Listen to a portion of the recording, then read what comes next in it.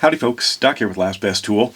And Peter over at Hater Folks on his YouTube channel did a video about a tiny little fixed blade knife that he had, and he wondered if that was, the smallest, and it kind of starts to turn into what's actually a knife or what's a fixed blade knife. I mean, is a razor blade a fixed blade knife? But anyway, this is the smallest one I've got, this little tiny Civivi. He did a video about that. But I've done videos on other small knives before. This one has traveled with me all over the place. I absolutely love it. I wish it wasn't discontinued.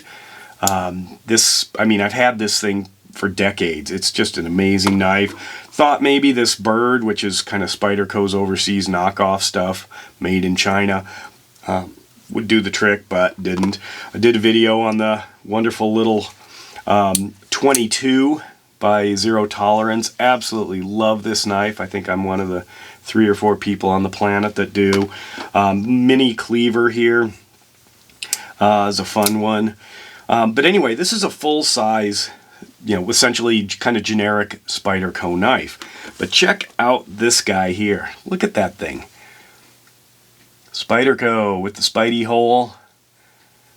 Open this up. It is a slip joint. There is no lock, but it's pretty solid slip joint. Not getting any wiggle, and you could probably push pretty hard on that blade. But check that guy out.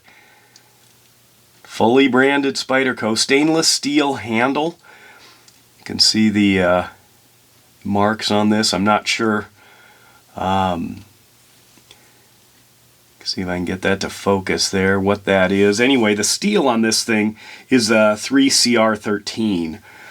Basic kind of run-of-the-mill stainless steel. It's a full flat grind, which of course would be the easiest on a knife like this, but it's also similar to what some of the Spydercos are. This has got a little different grind there.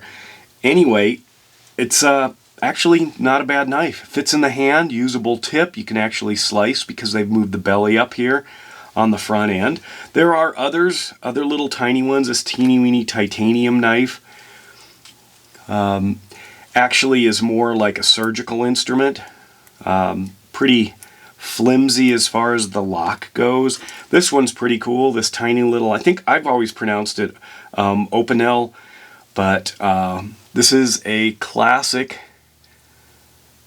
made in France Opinel. But look how small this guy is compared to, say, the Spyderco. See? So we're really getting down there into these tiny knives. What do you do with it?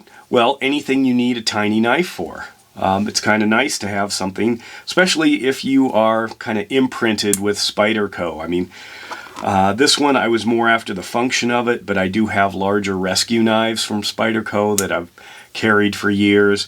If Benchmade made a teeny weeny little folder like this that was, under 4 figures, I'd probably buy it.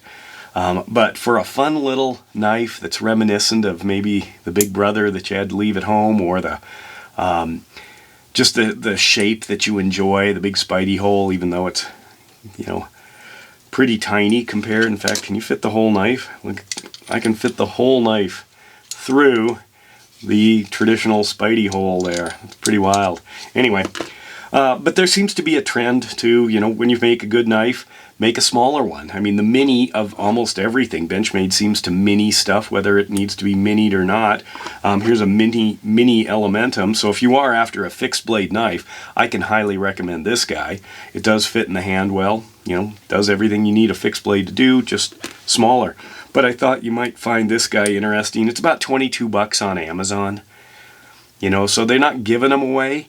But if you like small knives, stainless steel, Spyderco branding, only downfall I can see with something like this one is made in China. That's probably how they kept the cost down.